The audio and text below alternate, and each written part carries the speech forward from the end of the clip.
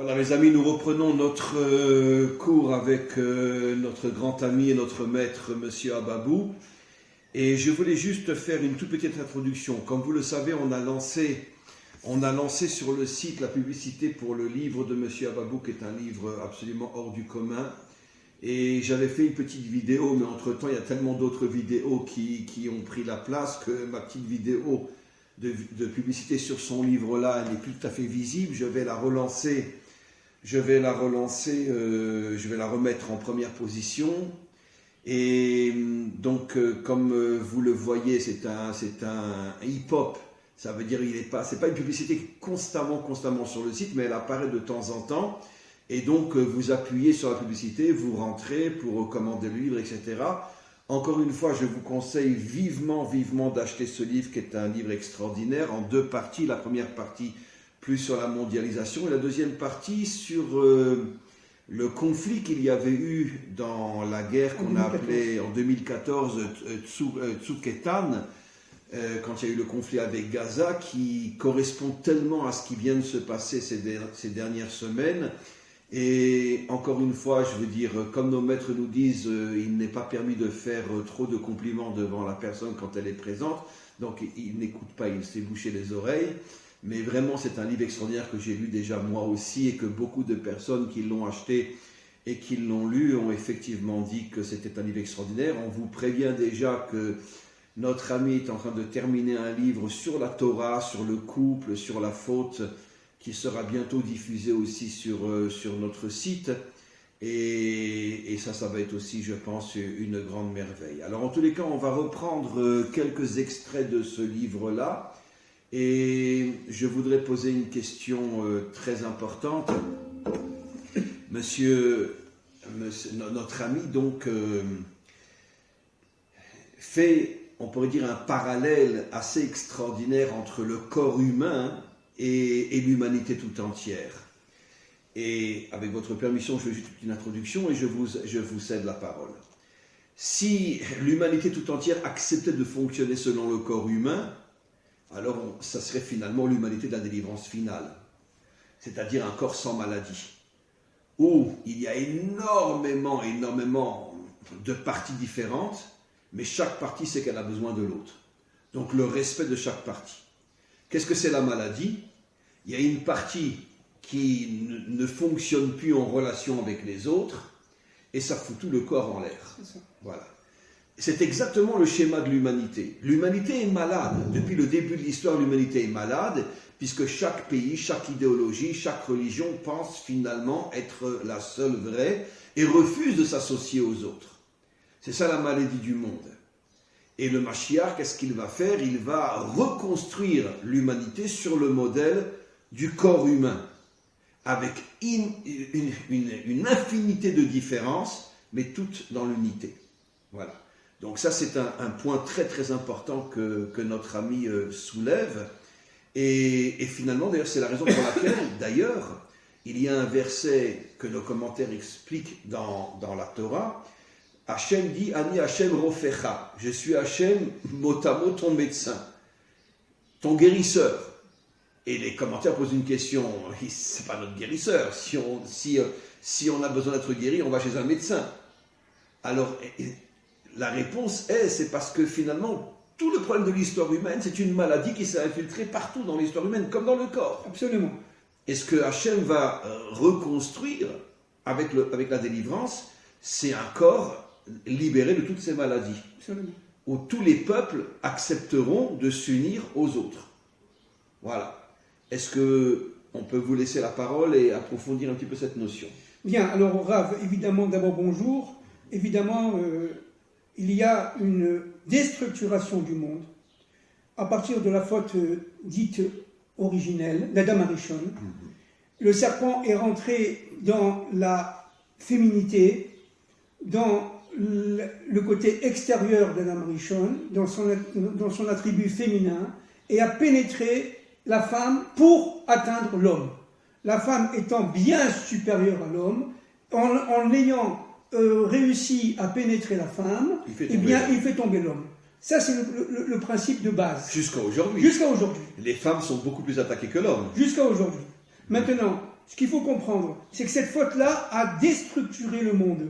Le monde était construit auparavant, exactement comme vous dites, et comme je dis dans le livre, comme un corps humain. Il y avait les familles de la Terre avaient des fonctions. Fonction cœur, fonction foie, fonction rein, fonction cerveau, etc. Et chaque fonction était reliée et complémentaire aux autres. Bien sûr. Maintenant, la déstructuration faite par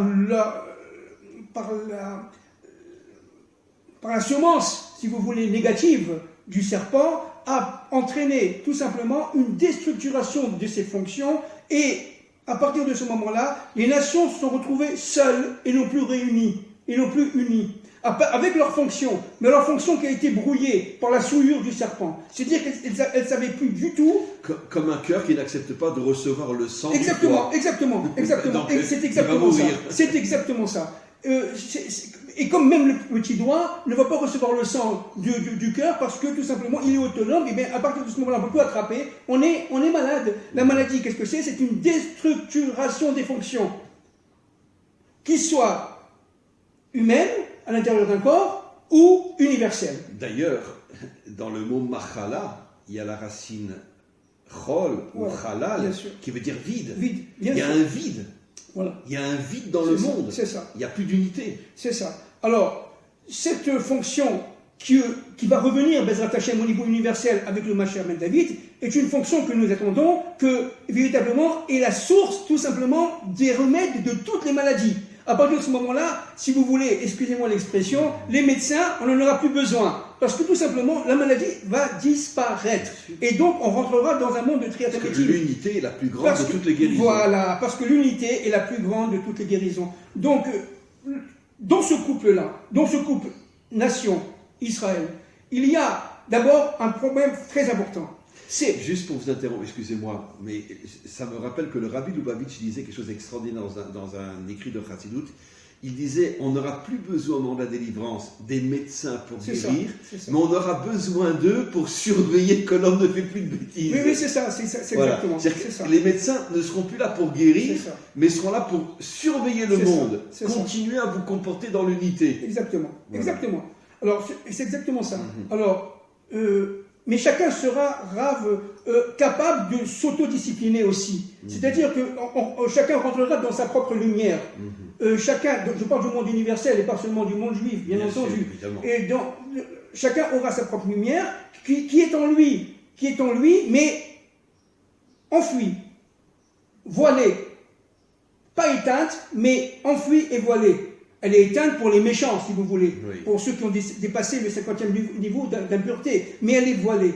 Alors, cette lumière va être resplendir avec le Mashiach ben David, et ça, c'est le travail, si vous voulez, de la messianisation de la fin des temps de l'histoire avec la Torah de la délivrance. Maintenant, vous savez qu'il y a des nations qui sont dites féminines, et des nations qui sont dites masculines. Oui.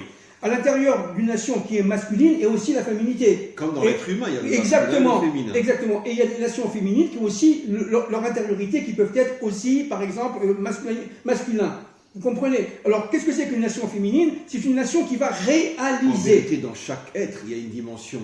Nous, on a le masculin visible, mais il y a aussi une intériorité féminine. Absolument. Chez la femme, le féminin est visible, mais dans sa dimension intérieure, il y a du masculin aussi.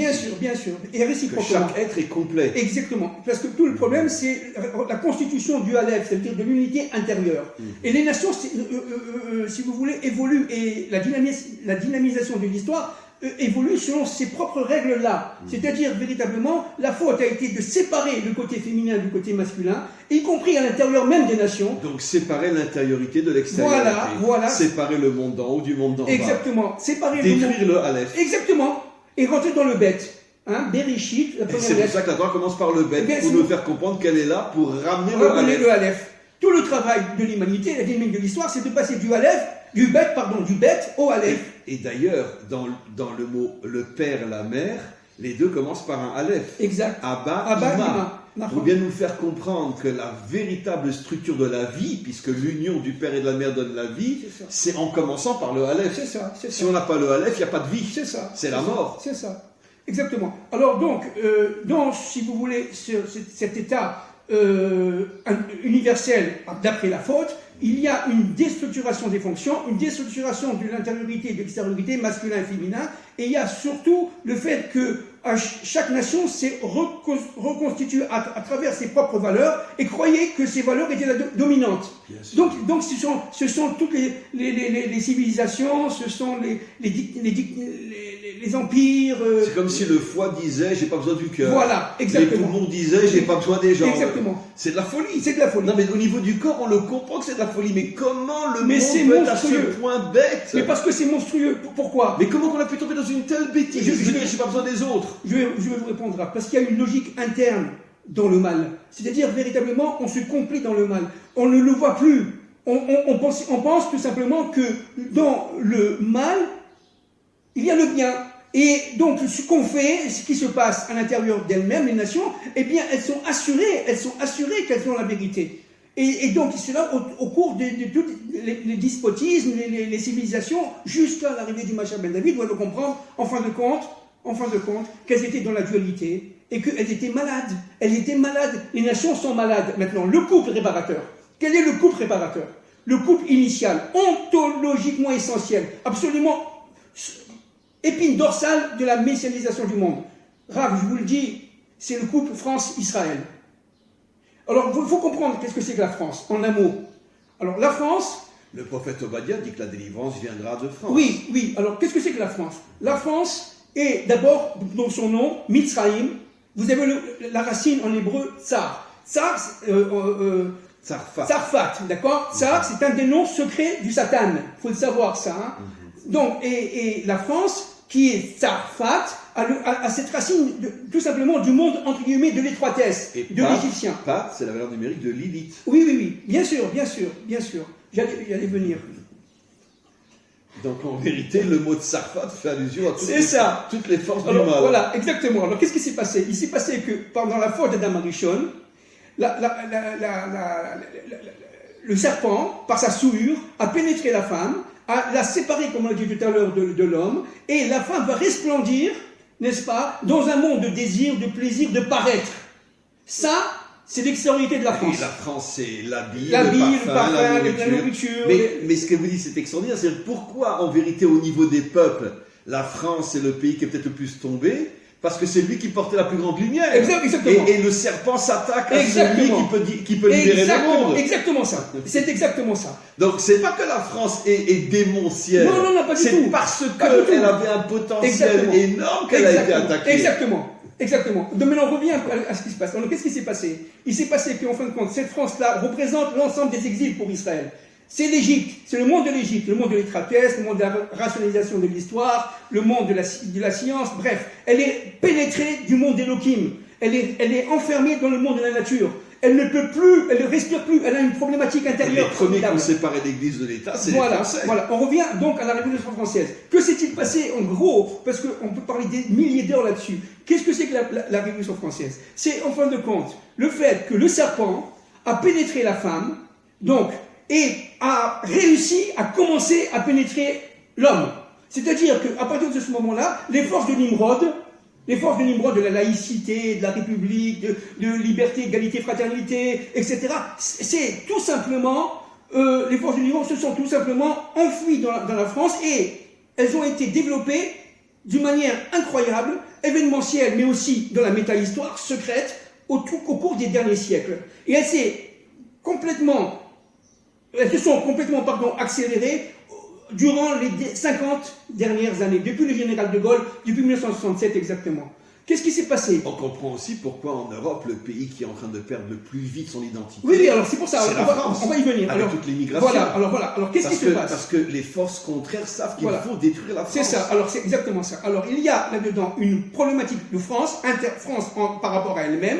Elle est dans l'extériorité, le paraître. La femme qui veut jouir de la vie, des plaisirs, etc. C'est Marianne. Mais dans son intériorité, elle est... Le symbole de la Révolution française. Voilà. Elle est sur les pyramides avec les seins nus. Voilà, exactement. C'est exactement ça. Et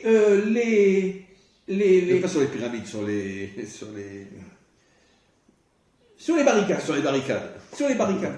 Je me rappelle une histoire incroyable. J'étais à la Mutualité en 1968, Rav. j'étais jeune et j'étais déjà féru de cette histoire-là intérieure de la France, etc. Et je vois une jeune fille monter sur les barricades, se déshabiller et montrer sa poitrine devant tout le monde. Je suis la France! Ça, c'est quelque chose qui m'a, en 1968, ça c'est exactement quelque chose qui m'a complètement choqué à l'époque, parce qu'on était très prudes à l'époque. On ne voyait pas les femmes se déshabiller comme ça. Avant 68, c'est pas possible. Les femmes avaient les jupes, etc. En France, à Paris, c'était très difficile de trouver, à part certaines rues, etc. Et donc, ça m'avait complètement choqué. Le mai 68, c'est, si vous voulez, un pic du serpent. Vous voyez, c'est là où le serpent va commencer à resplendir. C'est-à-dire pourquoi? Parce que les forces de Nimrod intérieures de la France qui ont pénétré la France par le serpent, il y a eu une conjonction de forces du serpent et de Nimrod qui ont fait que véritablement la France a vu tout simplement ses points de repère se brouiller. Se brouiller. Donc, elle ne peut plus être elle-même. Depuis ce moment-là, depuis les années 60 jusqu'à aujourd'hui, elle se cherche, elle ne trouve pas de réponse. Pourquoi? Parce que la France, par rapport à Israël, forme, en fin de compte, un couple qui, à la fin des temps de l'histoire, normalement, j'y reviendrai tout à l'heure, normalement se reconstituera pour former le Aleph, l'union de l'universel. Parce que la France représente l'ensemble des mondes de l'Égypte.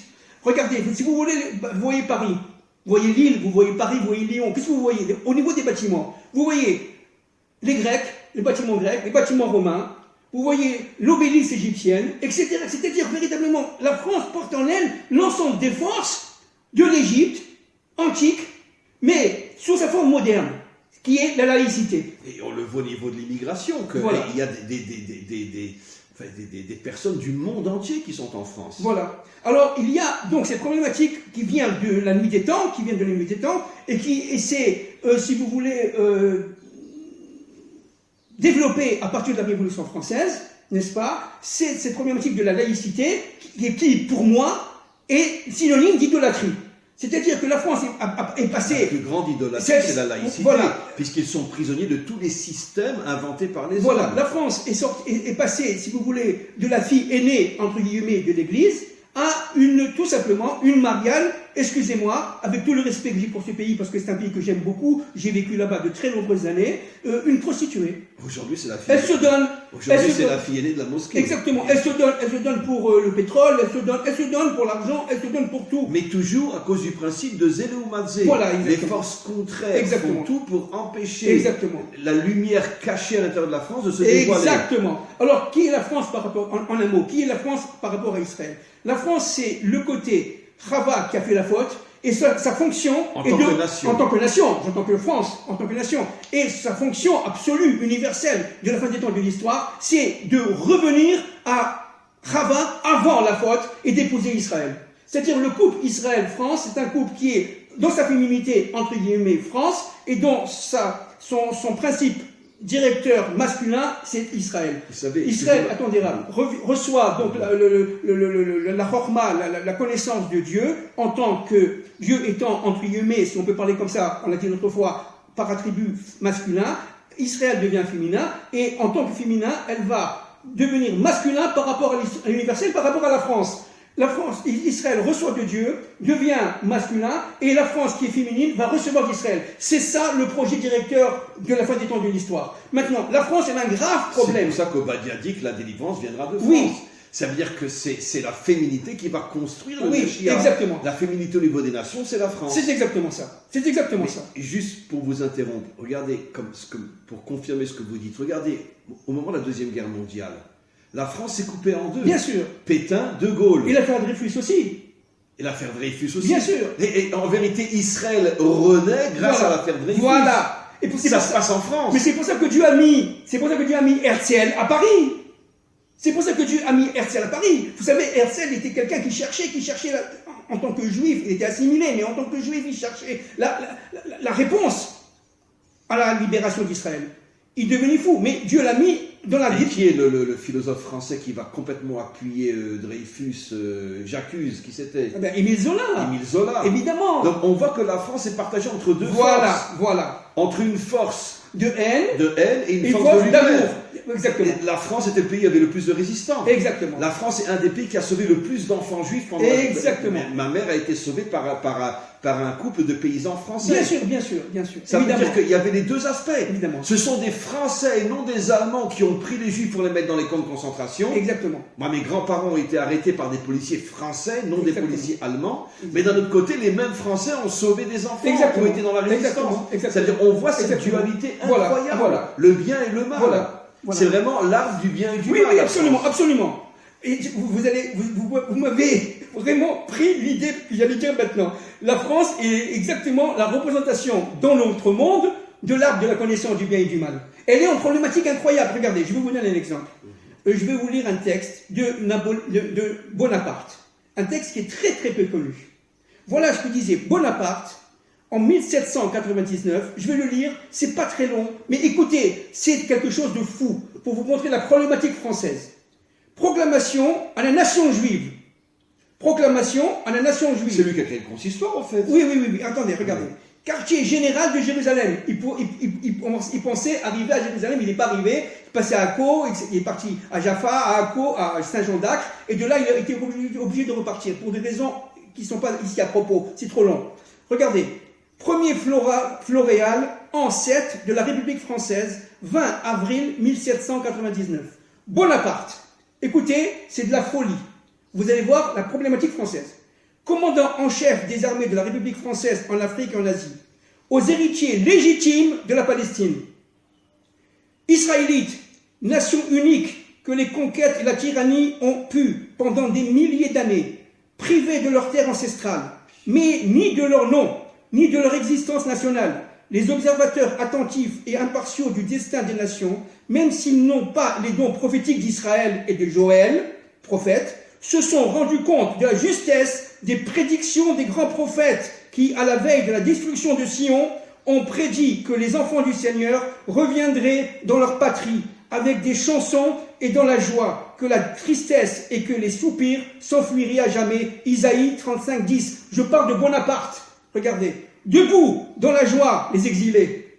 Cette guerre, sans exemple dans toute l'histoire, a été engagée pour sa propre défense par une nation de qui les terres héréditaires étaient considérées par ses ennemis comme une proie offerte à dépecer.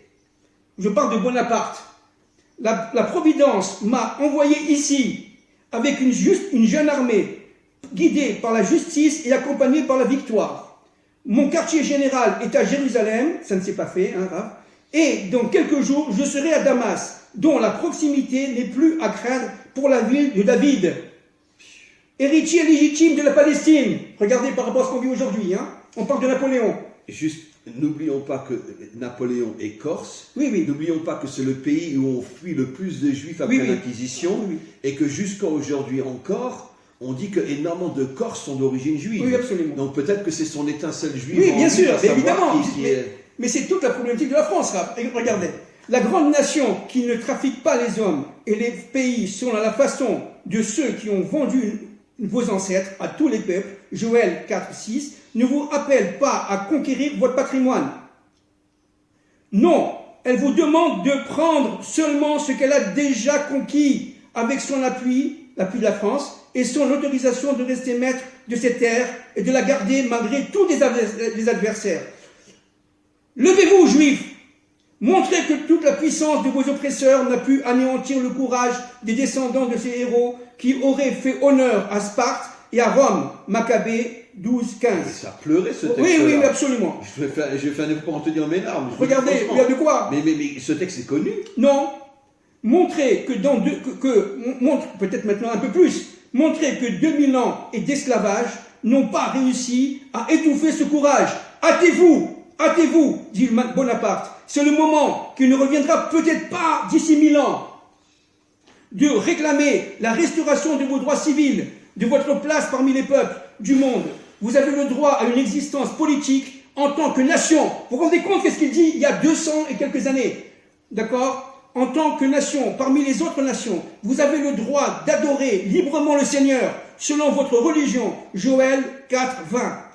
Nota bene, le 16 août 1800, Napoléon déclara « Si je gouvernais une nation juive, je rétablirais le temple de Jérusalem, de Salomon. » On parle de la France de Napoléon Bonaparte. Mais juste. Bon, alors attendez. Laissez-moi vous interrompre. Oui. Regardez. Les fondations du retour d'Israël sur sa terre viennent de France. Herzl à Paris quand il a fait Dreyfus. Absolument. Et qui a le milliardaire qui a aidé avec des milliards à reconstruire Israël? C'est le Rothschild de France. Absolument. Il y avait un Rothschild en Autriche, un Rothschild à Londres et un Rothschild en France. Edmond de Rothschild. Absolument. Qui a reconstruit Zichron Yaakov, toutes les villes. Qui a donné de l'argent pour tout reconstruire? Qui a reconstruit l'agriculture? C'était Edmond de Rothschild, un Parisien. La Galilée. Voilà, ni celui d'Angleterre, ni celui d'Autriche. Donc on voit que toute la reconstruction d'Israël sur sa terre vient de France. C'est pour ça que Herzl, lorsqu'il a vu que le rabbin de France, Zichrono Tzadik Livracha, d'accord, le grand rabbin de France, qui s'appelait monsieur, le grand rabbin de France de l'époque de... Bon, ça va me revenir. Eh bien, il n'était pas très chaud. Et quand Napoléon a vu que les Juifs de France étaient très bien en France, écoutez bien ce que je vous dis, il a été extrêmement choqué. Il se retournait vers les délégués des rabbins de cette époque-là, en leur disant, dans ces cas-là, nous allons construire le Sanhédrin à Paris. Consistoire. Le consistoire, puisque vous ne le voulez pas à Jérusalem. On va le construire à Paris. Et regardez, écoutez bien ce que je vous dis. Deux choses terribles. Il se retourne vers le marquis de Clermont-Tonnerre, qui était à l'époque un noble qui avait réussi à se sauver de la Révolution française, à être libéré des crocs de la Révolution française. Et il lui a dit, monsieur le marquis, je voudrais que vous fassiez une étude très profonde sur les Juifs en France. Et au bout de quelques mois, il vient le voir, il lui dit comme ça, c'est pas difficile. La situation des Juifs de France, elle est la suivante. Monsieur Napoléon Bonaparte, empereur des Français, rien en tant que nation, tout en tant qu'individu. Je répète, rien en tant que nation, tout en tant qu'individu. C'est-à-dire, véritablement, c'est exactement le contraire de ce que voulait Napoléon. Voilà la problématique de la France. Attendez, j'ai pas fini. En 1806, à peu près. Juste, excusez-moi de vous interrompre. N'oublions pas aussi que, ayant traversé tellement de souffrances et de massacres, les endroits où les Juifs ont trouvé un peu de repos, et ils ne pensaient plus qu'à eux.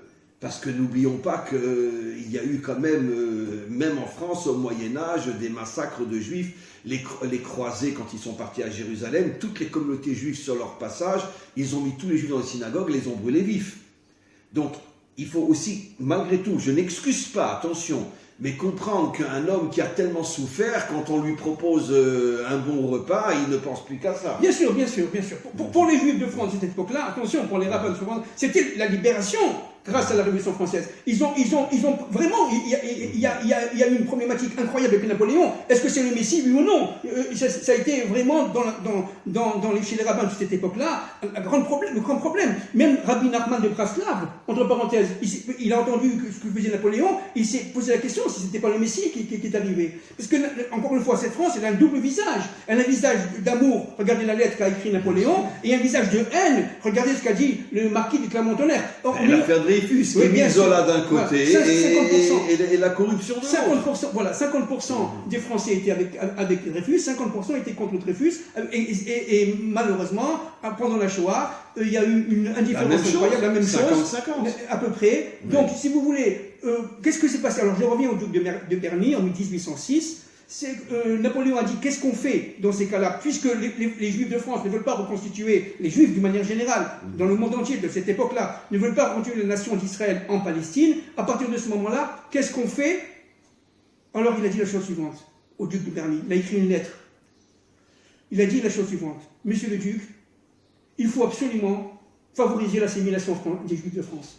Il faut que les mariages. Qui a dit ça? Napoléon. Après avoir vu la réaction des rabbins, etc., là, il a dit, dans ces cas-là, il faut qu'ils soient français. Alors on va accélérer par les mariages mixtes. Français de confession israélite. Voilà, par les mariages mixtes. On va tout simplement faire en sorte... Ça a été une loi dans le consistoire. Oui, voilà. Que sur 2 mariages juifs que faisaient, ils étaient obligés de faire un mariage mixte. Mais ça vient de la discussion entre l'échange de lettres à l'époque, évidemment, il n'y avait pas le téléphone. C'est pourquoi il s'est retourné comme ça? Si au départ il avait un tel amour pour la nation d'Israël, pourquoi après il veut assimiler les Juifs? Alors, encore une fois, pour 2 raisons. D'abord, il représente, lui, évidemment, l'empereur des Français de l'époque, n'est-ce pas? Il avait en lui cette double problématique de la France. Le serpent les forces de Nimrod qui apparaissaient avec la Révolution française, et surtout, il avait aussi cet amour. Cette lettre-là, elle vient du côté c'est amoureux. vraiment l'art de la connaissance Voilà, du bien et du mal. La France porte en elle cette problématique qui, jusqu'à aujourd'hui, vous avez vu par exemple pendant la 4ème République, juste avant l'arrivée du général de Gaulle en 58, vous avez eu vraiment des rapports extrêmement édifiants, extrêmement serrés. C'est la France qui a permis à Israël de créer la bombe atomique. Oui, ça se dit pas, mais bon. Oui, entre la France et Israël. Et regardez par exemple, je vous donne un exemple, le premier ambassadeur français à Tel Aviv s'appelait Pierre Gilbert. Pierre Gilbert a voulu absolument, qu'il n'était pas juif bien sûr, c'était un Français, Pierre Gilbert voulait absolument apprendre l'hébreu. Il ne parlait qu'hébreu avec les Israéliens. Pour vous donner une idée. Vous sachez que l'état-major israélien rentrait à l'école militaire à Paris comme si c'était à Tel Aviv. Mais jusqu'à la guerre des 6 jours, le plus grand pays allié d'Israël c'était la France. Donc la problématique de la France, elle est redoutable. Pourquoi? Parce que la France a été pénétrée par le serpent. La France a séparé son côté féminin du côté masculin. La France s'est laissée prise au piège de l'attrait, du désir, du paraître. Paris, ville de lumière, à la place de Jérusalem. De lumière obscure. Oui, bien sûr. Ville lumière par rapport à Jérusalem. Imaginez-vous, c'est une lumière obscurissante. C'est intéressant, la tour Eiffel. Qu'est-ce que veut dire le mot Eiffel en hébreu? Obscurité. Bien sûr. Voilà, exactement. Non, la tour de l'obscurité, bien sûr, traduit en hébreu. Mais bien sûr, mais vous savez ce que c'est que la tour Eiffel? C'est la tour de Babel qui revient. Mais évidemment. C'est la tour de Babel qui revient. Ils l'ont pas dit, mais tout le monde le comprend. Mais bien sûr, c'est le monde de Nimrod.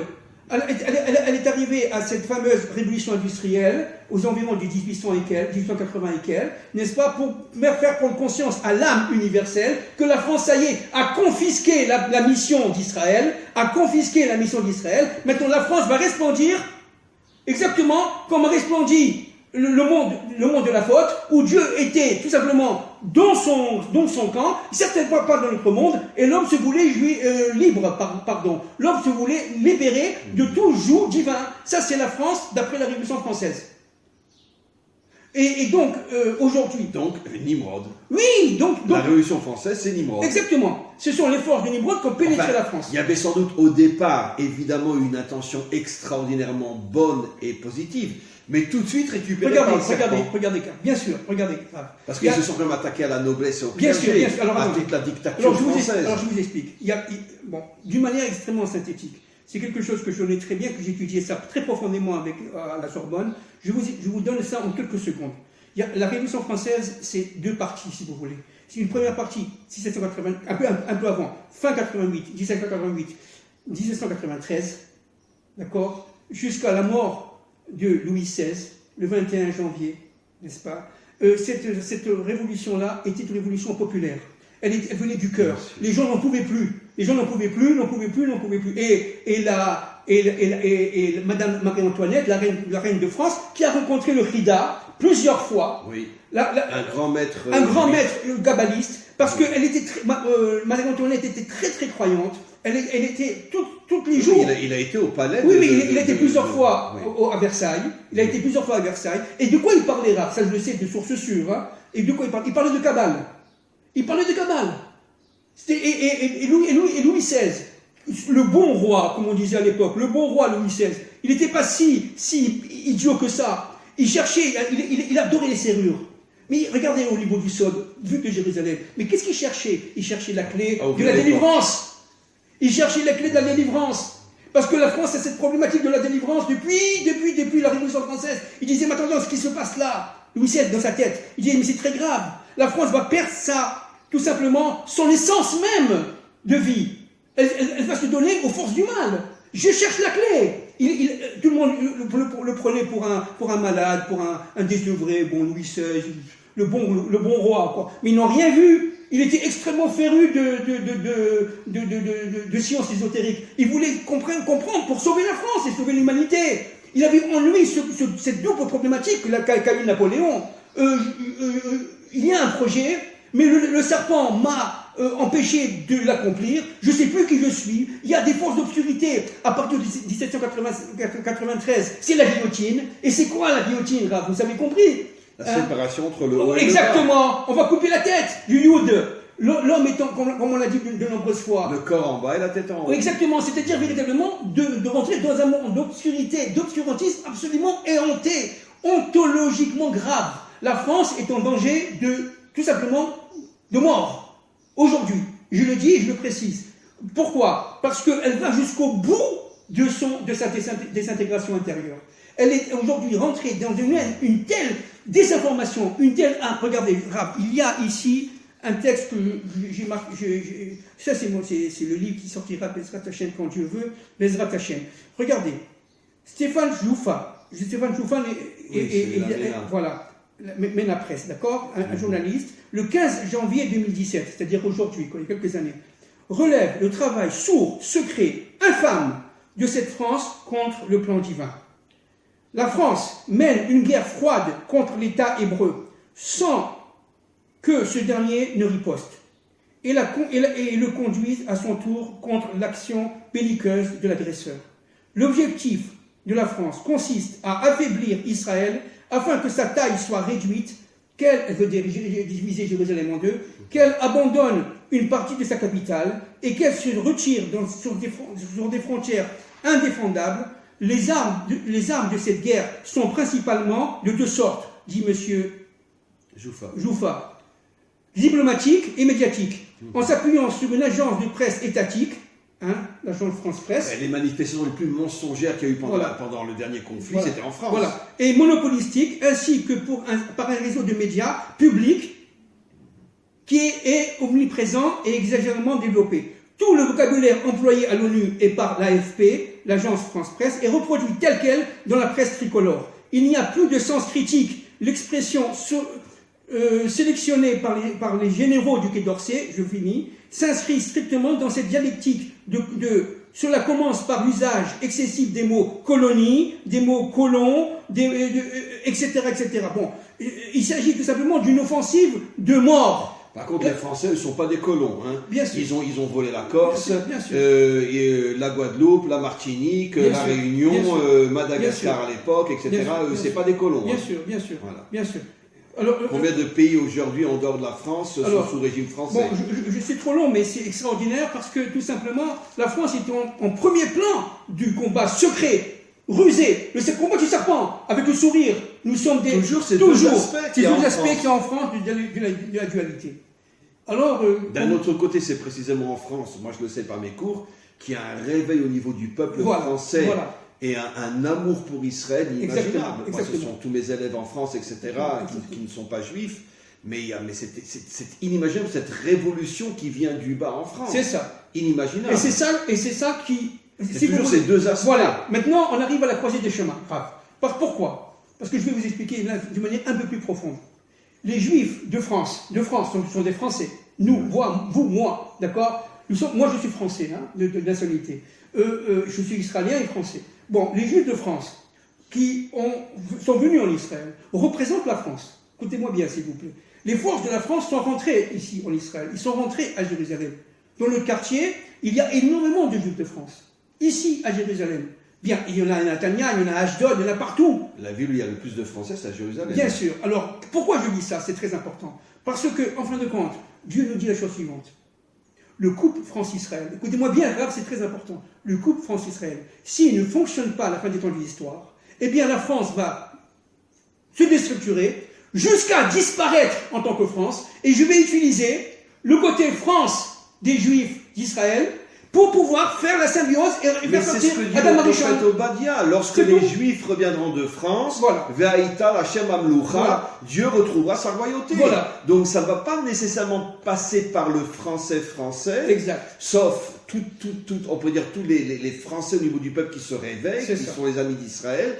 Mais en vérité, c'est le Juif français qui revient en Israël en ayant pris avec lui toute la lumière de la France. C'est ça, exactement. Mais en vérité, donc, c'est oui grâce à la France, parce que nous sommes porteurs de la lumière positive de la France. Oui, mais attention, la France qui reste là-bas, n'est-ce pas, elle est en danger mortifère, elle est en danger de mort. C'est ce que disent tous les Français aujourd'hui. Elle est en danger de mort. Que la France va disparaître. Grave, il risque d'avoir une guerre civile très très grave, très très monstrueuse. Pourquoi? Parce que tout simplement, la France est pénétrée par les forces de Nimrod depuis très longtemps, depuis plus de 200 ans, la Révolution française, et surtout, le serpent l'a conquis complètement. C'est-à-dire qu'elle est complètement désinformée, elle a perdu l'union des valeurs morales, toutes les valeurs morales françaises ont été inversées, et donc ce qui est vraiment mortifère et qui fait très très peur, c'est que moi personnellement, à aujourd'hui, je ne vois pas quelles sont les forces, disons, des élites françaises qui vont inverser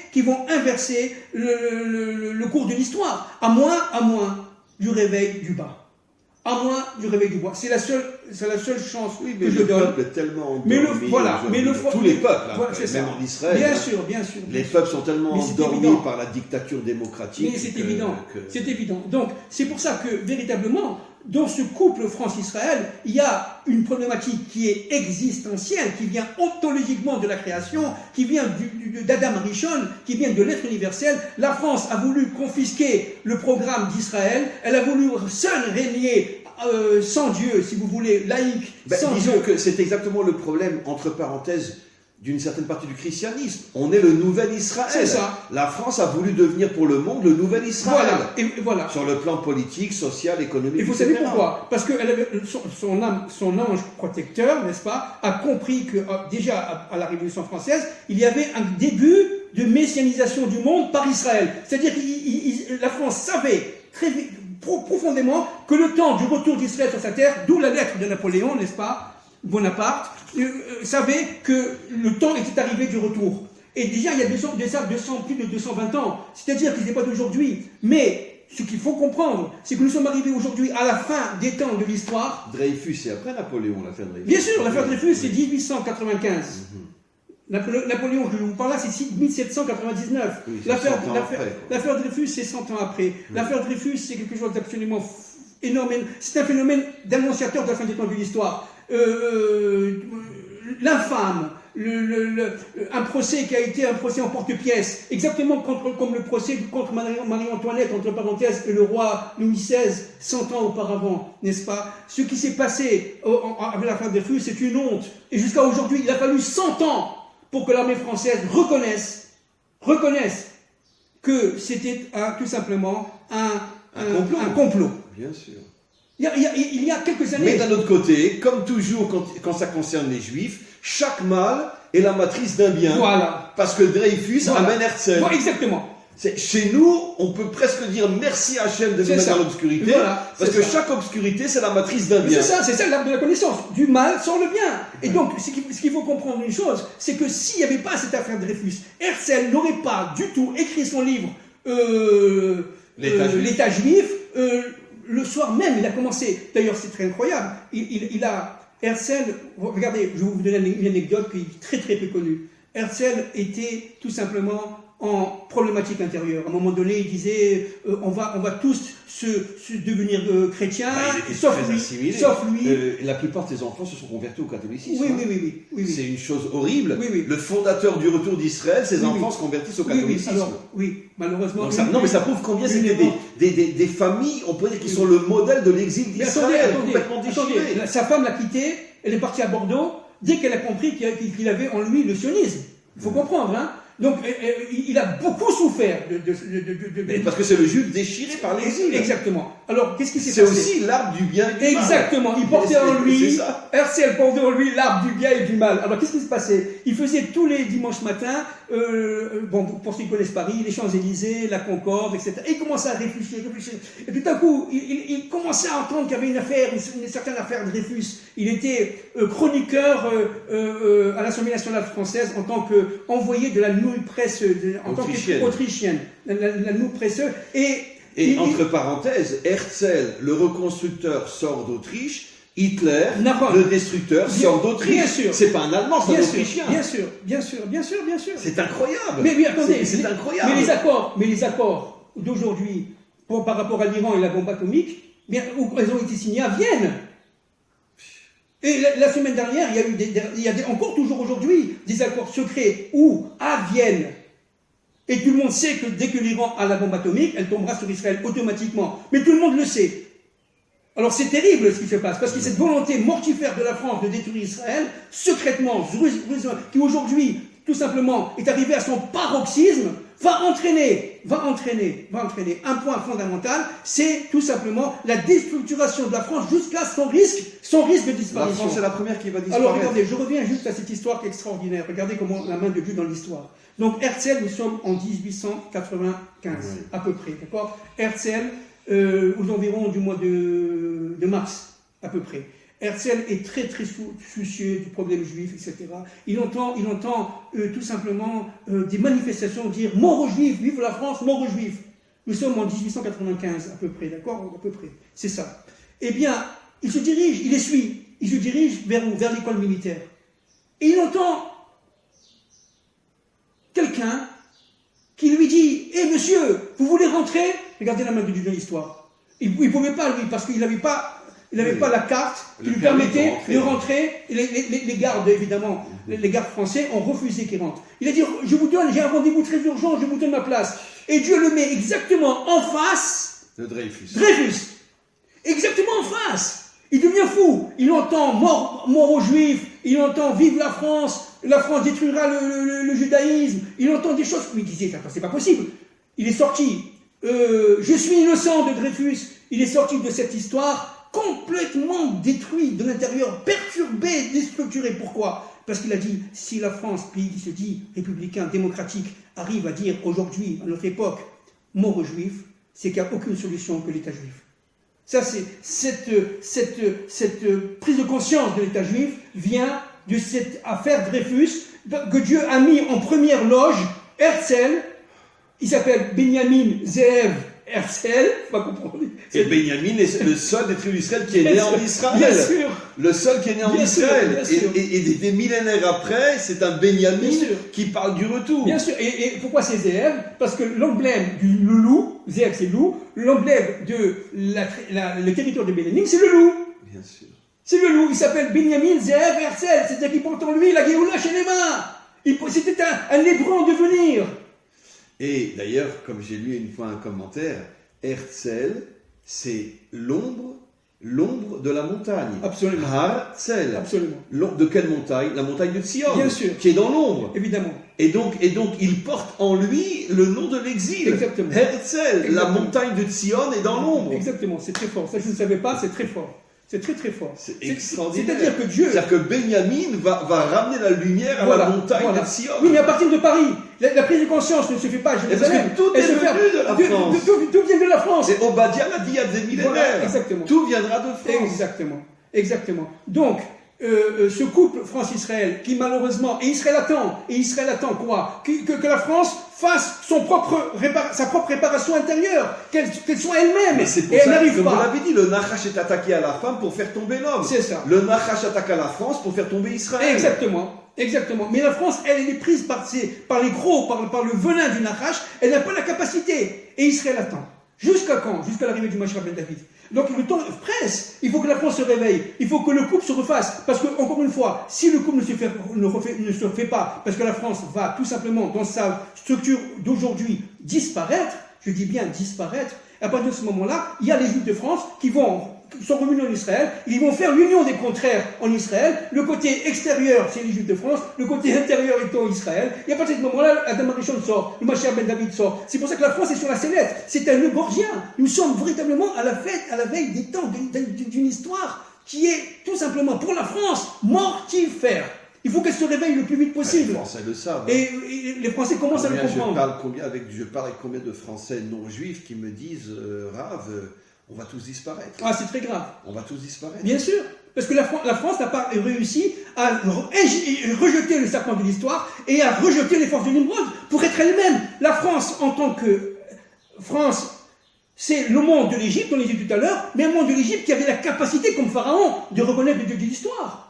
Mais là, semble-t-il, elle le va jusqu'au bout de sa propre infamie. Regardez, même la fin de la Deuxième Guerre mondiale, c'est passé par la France, le débarquement en Normandie. Mais évidemment. Ça veut dire qu'il y a des messages qui sont envoyés dans ça veut dire que le bien comme le mal, toujours ça passe par la France. Absolument.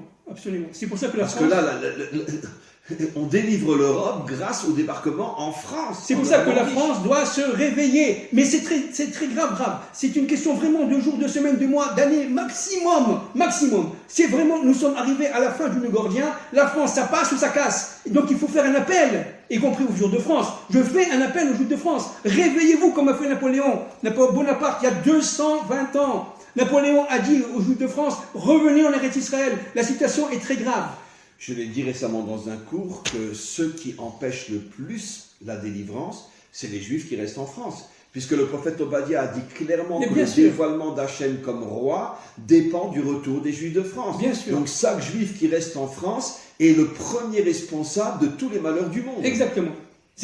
D'où la responsabilité, entre parenthèses, des chefs de communauté et malheureusement, des rabbins.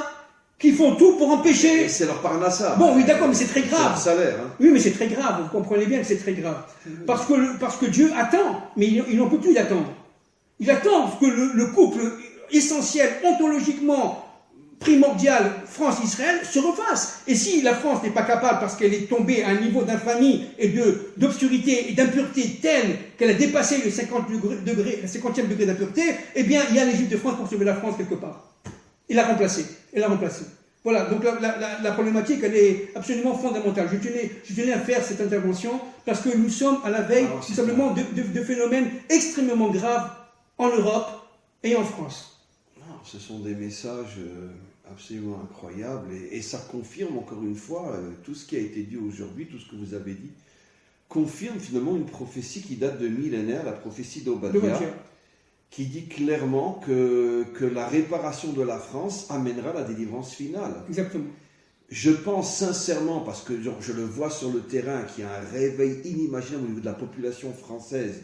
Bon, toujours le bien et le mal. Ah, mais les élites, mais le problème, c'est les dirigeants. Mais comme en Israël, les dirigeants aujourd'hui, c'est la grande mafia du monde qui fait tout pour affaiblir les peuples. Absolument. Mais grâce à Dieu, on voit partout dans le monde une partie du peuple qui se réveille. Absolument. Et la délivrance viendra grâce à ce réveil du bas. Absolument. Comme dit le verset, Ish Tsemar ou Mitarta Mitzmar, la délivrance va pousser du bas vers le haut. Exactement. C'est des peuples que viendra la Géoula. Ah, mais pas des dirigeants et pas des rabbins. Mais attention, le combat contre la mondialisation, tout ce qu'on a dit les fois précédentes, évidemment, est de cours aujourd'hui. C'est-à-dire, véritablement, attention, il s'agit d'un problème universel de se battre contre le serpent de l'histoire qui est universel, qui n'est pas français. N'est-ce pas? On le retrouve partout, dans le monde. Zohar dit clairement que la première chose que fera le Mashiach lorsqu'il va se dévoiler, c'est réveiller les peuples pour les amener à ses côtés pour partir en guerre contre tous les tyrans du monde. C'est exactement ce qui s'est passé et ce qui pourrait se passer. Mais ça va aller très vite. Hein. La dynamique de l'histoire s'accélère jour après jour. Voilà. Merci beaucoup pour ces dévoilements absolument incroyables aujourd'hui. J'avoue que, comme je vous le dis à chaque fois, qu'à chaque fois qu'on fait un nouveau cours, j'oublie les précédents.